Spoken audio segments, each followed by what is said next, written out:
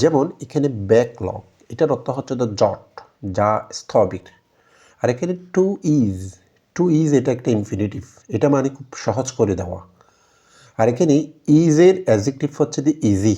আচ্ছা, এটাকে ফুল বাক্যটাকে যদি বিশ্লেষণ করি, এখানে বলা হচ্ছে backlog at CTG fort begins to ease after strike force closure. এটাকে যদি আমরা বিশ্লেষণ করি, বাংলা অনুবাদ করি, দীর্ঘ ধর্মঘট এবং নির্বাচনজনিত বন্ধের পরে চট্টগ্রাম বন্দরের যে ঝট বা যে স্থবির, সেটা আস্তে আস্তে সহজ হতে শুরু করেছে। এই বাক্যের ফাইনাইট ভার্ব হচ্ছে দ্য বিগিনস, এবং টু ইজ এটা একটা নন ফাইনাইট ভার্ব। তাহলে এটা ফাইনাইট ভার্ব বা মেইন ভার্ব। এটা যদি ফাইনাইট ভার্ব বা মেইন ভার্ব হয়, backlog at Chittagong fort, Chattogram fort বা সিটিজি ফোর্ট, এটা হচ্ছে দ্য ফুল একটা সাবজেক্ট। তাহলে ফুল এই সাবজেক্টটা এটা হচ্ছে দ্য নাউন ফ্রেজ।